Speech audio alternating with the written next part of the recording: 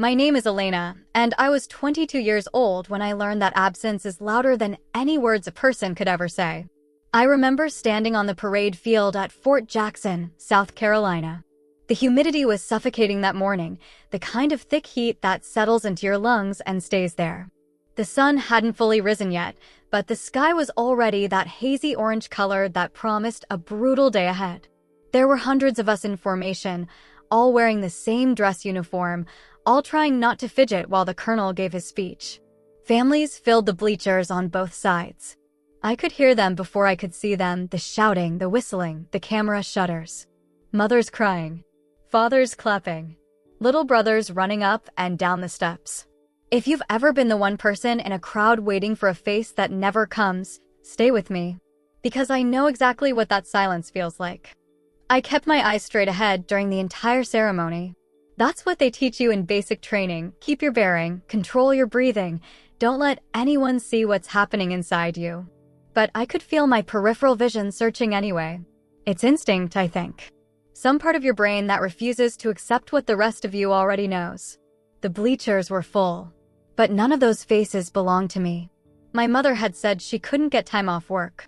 My father had said the drive was too far, 8 hours from our small town in Virginia, which I'd made clear I would have paid for gas, for food, for anything they needed. My younger sister, Brianna, was a junior in high school and had a biology exam that week. My older brother, Marcus, was busy with the kids. Everyone had a reason. Everyone had an excuse. And every single excuse was reasonable on its own. That's the thing about people who let you down slowly. They never give you one big moment you can point to. They give you 100 tiny moments, each one justifiable, each one easy to forgive if you look at it alone. But when you stack them together, they become a wall. And you realize you've been standing on the other side of that wall your whole life, knocking, while everyone pretended not to hear. After the ceremony ended, I walked back to my barracks alone. Other soldiers were hugging their families, taking photos, loading into cars to go eat at restaurants off post. I sat on my bunk and stared at my phone. No missed calls. No texts. I changed out of my uniform and folded it carefully, the way we'd been taught. Then I lay down and listened to the sounds of everyone else's happiness echoing through the cinder block walls. That was the first time I let myself feel it fully, not the disappointment, but the pattern. I had graduated high school with honors. Nobody came to that either, except my grandmother, who had driven 2 hours despite her failing eyesight. She passed away 3 years ago. And after she was gone, there wasn't anyone left who made the effort. I thought the military would change things. Not my family, I knew they wouldn't change. But I thought maybe I wouldn't need them to. I thought if I built something for myself, if I earned something real, the ache would stop. It didn't. The weeks after graduation were quiet. I was stationed at Fort Lee for advanced training, living in the barracks, eating at the DFAC, falling into the rhythm of military life. I called my mother every Sunday, the way I always had. She asked about the weather and my laundry and whether I was eating enough vegetables. She never asked if I was lonely. She never asked if I'd made friends. She never asked about the graduation ceremony, and I never brought it up. That's how our family worked. We didn't talk about the empty seats. We didn't talk about who showed up and who didn't. We just kept moving forward, pretending the silence was normal. Then, exactly 3 weeks after graduation, my phone buzzed. It was my father. A text message, not a call. That should have told me something right there. My father never texted. He was the kind of man who called and expected you to answer on the first ring. If he was texting, it meant he didn't want to hear my voice. It meant he didn't want to be asked questions. I opened the message. Need $8,000 for your sister's wedding. Can you send it by Friday? Venmo works. No hello. No how are you. No acknowledgement that 3 weeks ago, his daughter had completed one of the hardest things she'd ever done, and he hadn't been there to see it. Just $8,000. By Friday. Venmo works. I read the message 3 times. Then I set the phone down and walked to the bathroom and looked at myself in the mirror. I was 22 years old. I had been in the Army for 4 months. My base pay was less than $2,000 a month after taxes. I had no savings to speak of. My husband, Marcus, was a mechanic, the kind of man who showed up. He had driven 8 hours to my graduation by himself because nobody else would. He sat in those bleachers alone, holding a sign he'd made with glitter glue and poster board, cheering louder than any family there. He was the only reason I didn't completely break that day. 6 months earlier, Marcus and I had bought a small house on Maple Street in our hometown. We planned to live there together after my training was finished. But my father had asked to stay there temporarily while his own rental lease ended. He said it would just be a few weeks. That was 6 months ago. He was still there. My mother and sister had moved in too. They paid nothing. No rent, no utilities, nothing.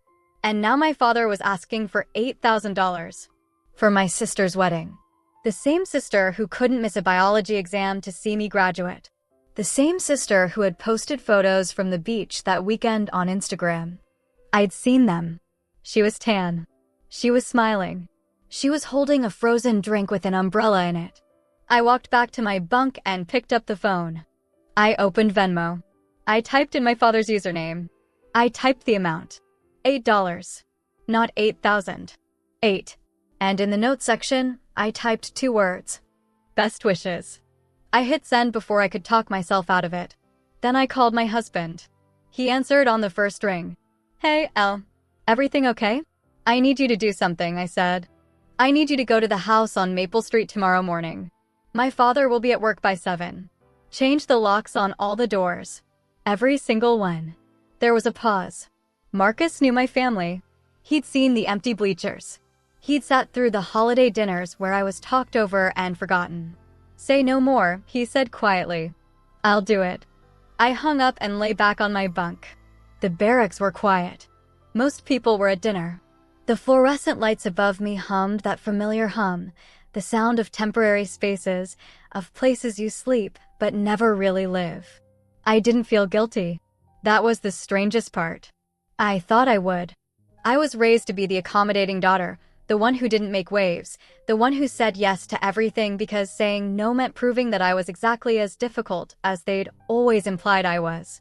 But lying there, staring at those flickering lights, I felt nothing but a quiet sense of correctness. Like I'd finally solved an equation I'd been struggling with my whole life. $8. Best wishes. It wasn't cruel. It was honest. It was exactly what they'd given me. The next morning, my phone started buzzing before sunrise. My father. Calling now. 6 missed calls in the span of 10 minutes. Then my mother. Then my sister. Then my father again. I silenced my phone and went to PT. I ran 3 miles in the dark, my boots hitting the pavement in rhythm, my breath fogging in the cold morning air. For 22 minutes, I thought about nothing but the next step, the next breath, the next mile. When I got back to the barracks and checked my phone, there were 14 missed calls and a wall of texts. My father, this is a joke, right? My father, call me now. My mother, Elena, please don't do this. Your sister is stressed enough. My sister, wow. Really? You're gonna be like that? My father, I'm driving to the house. The locks are changed. Did you do this? My father, I'm calling the police. I read that last message and felt something shift in my chest. Not fear. Not anxiety. Something colder. Something that had been dormant for a long time, waking up slowly, stretching its limbs. I texted back one sentence. Call them. I'll meet you there. Then I requested a 1-day leave pass from my chain of command. I told my sergeant there was a property dispute at my home. He approved it without asking questions. I drove 2 hours to Maple Street. When I pulled up, there was a police cruiser in the driveway. My father stood on the front porch, arms crossed, face red. My mother sat on the porch steps, crying. My sister was leaning against the cruiser, still filming on her phone. And standing between them and the front door was a police officer, clipboard in hand, looking like he wanted to be anywhere else. I got out of my car. The officer looked at me. Ma'am, he said. Are you the homeowner? Yes, sir, I said. That's me. My father opened his mouth. She locked me out. This is my daughter. She can't do this. The officer held up a hand. Sir, I need to verify ownership before I do anything. He turned to me. Do you have proof of ownership? I pulled out my phone and opened the county property appraiser's website. I had bookmarked it months ago. I handed him the phone. He scrolled. He looked at the deed. He looked at the tax records. He looked at my father. "Sir," the officer said quietly, "your daughter's name is the only one on this deed. Your name isn't here. Not anywhere." The silence that followed was not the same silence as the empty bleachers. This silence had teeth. And that's when things got real quiet. Officer Reynolds, that was his name. I saw it on his uniform, handed me back my phone with a small nod. Then he turned fully to face my father. "Sir," he said, "I need you to understand something. Your daughter legally owns this property. She has every right to change the locks. You have no legal right to enter this home without her permission." My father stood frozen on the porch. His arms dropped to his sides. His mouth opened and closed like a fish pulled from water. "That's not," he started. "We had an agreement. Family agreement." "An agreement doesn't override a deed," Officer Reynolds said.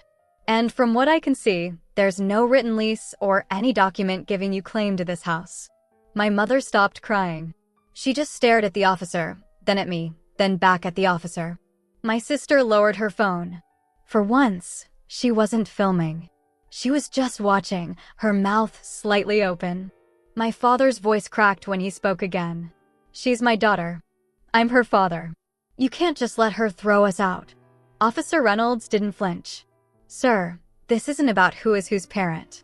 This is about property law. If she wants you to leave, you have to leave. If you refuse, you're trespassing. I can arrest you for that." My father looked at me. His eyes were wet. I had never seen my father cry.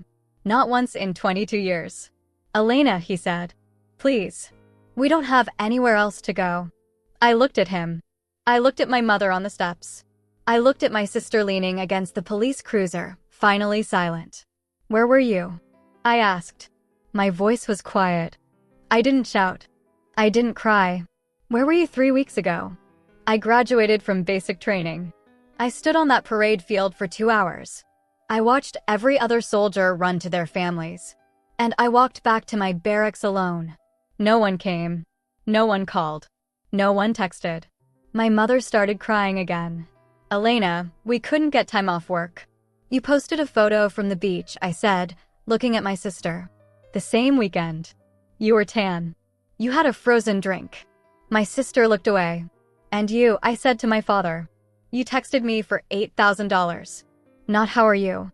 Not 'I'm proud of you.' Just money." My father said nothing. I turned to Officer Reynolds. "I want them off my property. Today. They have 1 hour to gather their things." Officer Reynolds nodded. "Ma'am," he said. Then he looked at my father. "Sir, you heard her. 1 hour." My father walked into the house without another word. My mother followed him. My sister stayed outside, still leaning against the cruiser, staring at the ground. Officer Reynolds walked over to me. He kept his voice low. "For what it's worth," he said, "I've seen a lot of these. Families. Money. Houses. You're not wrong here. But it's going to feel like you are for a while." I nodded. "Thank you," I said. He waited until my parents came back out with trash bags full of clothes. They loaded everything into my father's truck in silence. My mother didn't look at me. My father didn't look at me. My sister climbed into the back seat and stared out the window. The truck started. The engine rattled. And then they drove away. Officer Reynolds left a few minutes later. I stood in the driveway of my own house, alone, watching the dust settle from my father's tires. Marcus pulled up 10 minutes after that. He got out of his car and walked to me without saying a word. He just put his arms around me and held on. I cried then. Not because I was sad. Because I was tired. Bone tired. The kind of tired that lives under your skin and doesn't leave for years. That was 3 years ago. I don't talk to my family anymore. Not really. My mother sends a text on my birthday. Just happy birthday. No punctuation. No warmth. My father has never apologized. My sister got married in a courthouse. I wasn't invited. The house on Maple Street is still mine. Marcus and I live there together. We have a dog named Sergeant Pickles and a garden that produces more tomatoes than we know what to do with. On Sundays, I cook big dinners for the friends who became my family, The soldiers who sat with me in the DFAC when I had nowhere else to go. The sergeants who saw something in me worth investing in. The other lonely kids who showed up to basic training with empty phones and nowhere to send letters. I got promoted to E5 last year. Marcus cried at the ceremony. So did I. And this time, the bleachers weren't empty. Half my unit showed up. My battle buddies. My chosen family. And the empty bleachers from Fort Jackson? They don't haunt me anymore. Because I finally understand something that took me 25 years to learn. Love is not supposed to be earned. It is supposed to be given. My family never learned that. They treated love like a transaction. If I performed well enough, if I gave enough money, if I stayed quiet enough, maybe they would show up. But that's not love. That's a hostage negotiation. And I stopped negotiating the day I sent $8 and 2 words. Best wishes. I meant it, actually. I genuinely hope my sister has a good life. I hope my mother finds peace. I hope my father one day understands why he lost his daughter. But I won't be there to help him figure it out. Some doors stay locked. Not out of anger.